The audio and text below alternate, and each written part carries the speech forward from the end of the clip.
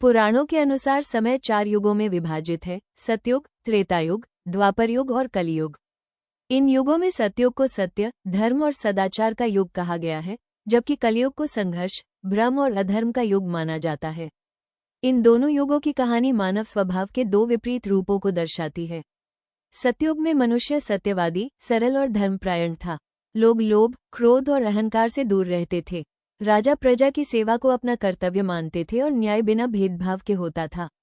उस समय पृथ्वी स्वयं ही भरपूर अन्न देती थी, रोग कम थे और मनुष्य दीर्घायु होता था। लोग ध्यान, तप और सेवा के माध्यम से ईश्वर से जुड़े रहते थे। किसी को झूठ बोलने या छल करने की आवश्यकता नहीं पड़ती थी, क्योंकि सबका हृदय पवित्र था। धर्म चारों पैरों पर स्थिर था और जीवन में संतुलन बना रहता था। समय के साथ युग बदले और अंततः कलियुग आया। कलियुग में मनुष्य की सोच बदल गई। स्वार्थ, लालच और प्रतिस्पर्धा ने जीवन को जटिल बना दिया। सत्य की जगह सुविधा ने ले ली और धर्म दिखावे तक सीमित हो गया। रिश्तों में विश्वास कम होने लगा और धन को सफलता का मापदंड मान लिया गया। राजा और शासक भी कई बार अपने कर्तव्यों से भटक गए। प्रकृति का दोहन बढ़ा, जिससे रोग, अशांति और असंतुलन फैलने लगा। कहते हैं कि एक बार ऋषि नारद ने भगवान विष्णु से पूछा, हे प्रभु, क्या कलियुग में सतयुग का कोई अंश शेष रहेगा?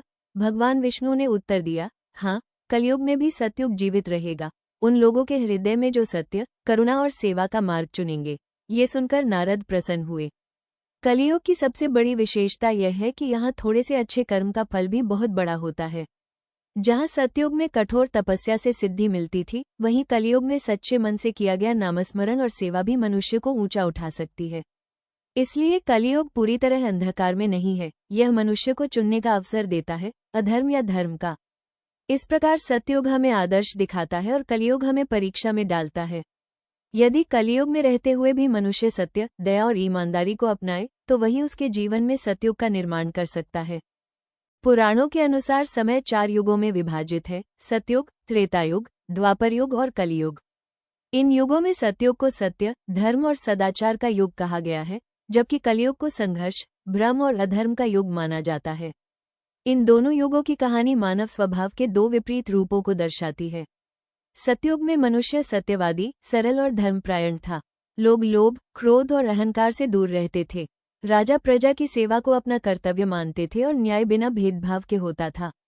उस समय पृथ्वी स्वयं ही भरपूर अन्न देती थी, रोग कम थे और मनुष्य दीर्घायु होता था।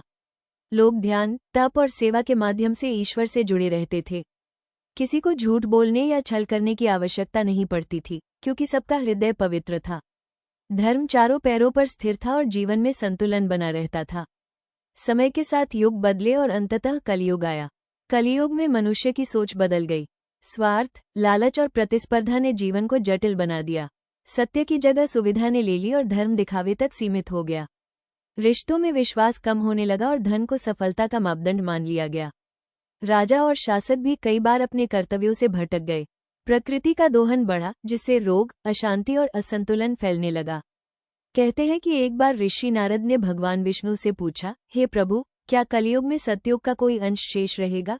भगवान विष्णु ने उत्तर दिया, हाँ, कलियुग में भी सतयुग जीवित रहेगा, उन लोगों के हृदय में जो सत्य, करुणा और सेवा का मार्ग चुनेंगे। ये सुनकर नारद प्रसन्न हुए। कलियुग की सबसे बड़ी विशेषता यह है कि यहाँ थोड़े से अच्छे कर्म का फल भी बहुत बड़ा होता है।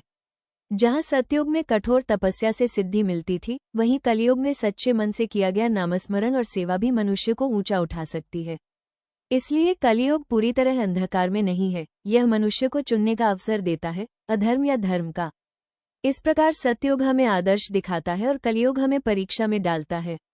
यदि कलियुग में रहते हुए भी मनुष्य सत्य, दया और ईमानदारी को अपनाए, तो वही उसके जीवन में सतयुग का निर्माण कर सकता है।